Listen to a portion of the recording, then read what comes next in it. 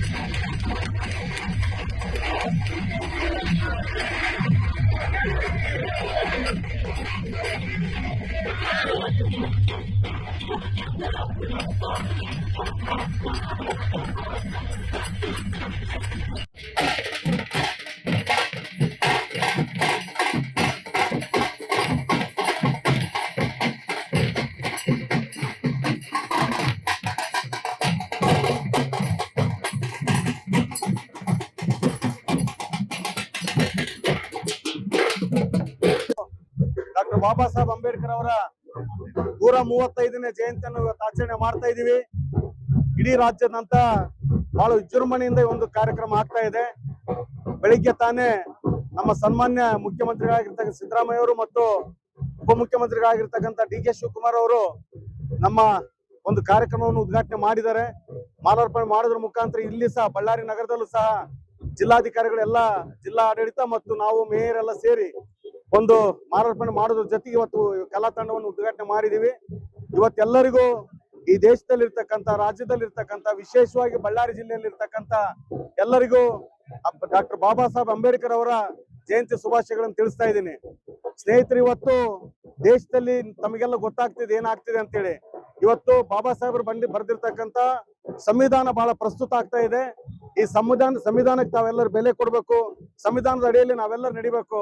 ಅವ್ರೇನು ಆಶಯಗಳಿದ್ದು, ಆಶೋತ್ತರಗಳಿದ್ದು ನಾವೆಲ್ಲ ಈಡೇರಿಸಬೇಕಂತೇಳಿ ಈ ಮೂಲಕ ಕೋರ್ತಾ ಇದ್ದೇನೆ. ಸಬ್ಸ್ಕ್ರೈಬ್ ಮಾಡಿಕೊಳ್ಳಲು ಕೂಡಲೇ ಪಕ್ಕದಲ್ಲಿ ಕಾಣುವ ಬೆಲ್ ಐಕಾನ್ ಕ್ಲಿಕ್ ಮಾಡಿ ನೋಟಿಫಿಕೇಶನ್ ಪಡೆಯಿರಿ.